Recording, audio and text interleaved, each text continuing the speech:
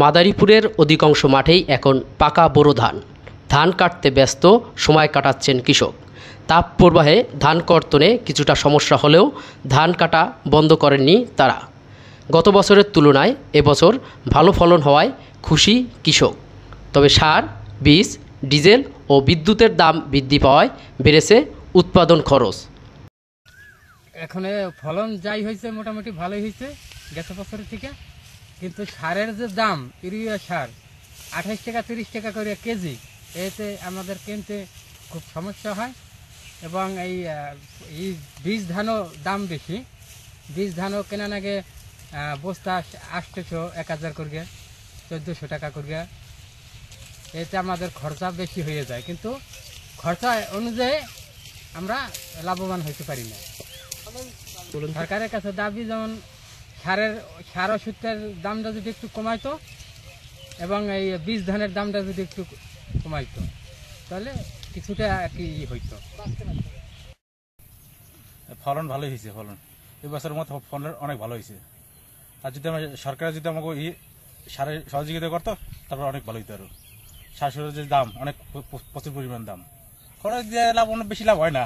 লাভ হয় নাকি চালান তো সবই যায় আপনার সারের পিছনে আপনার। তারপর সারের যে দাম, বনের পিছনে অনেক দাম, বন মারা ওষুধ কেনা লাগে।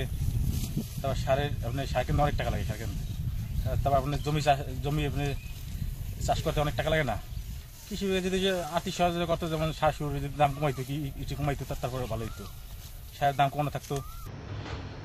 বোরো পরবর্তী সময়ে আমন ধান উৎপাদনের জন্য কৃষি বিভাগের প্রণোদনা এবং উপকরণের দাম কমানোর দাবি তাদের। এই ধান এবার গতবার থেকে এবার ফলন আরও ভালো হয়েছে, 29 ধান।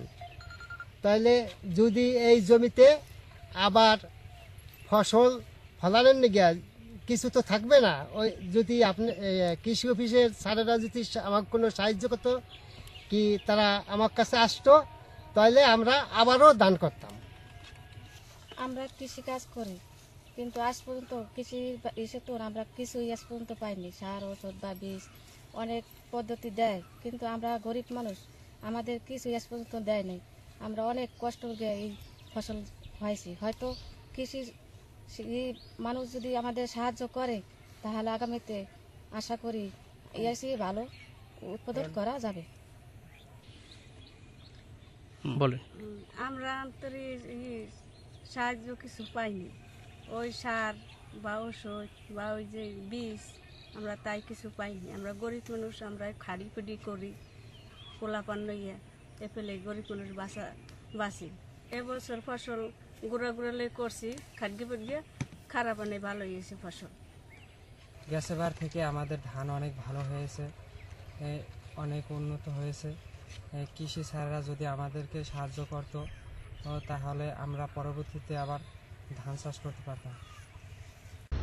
উৎপাদন খরচ কমাতে ও স্বল্প সময়ে ফলনের জন্য হাইব্রিড জাতের ধান চাষের পরামর্শ দিয়েছে কৃষি বিভাগ।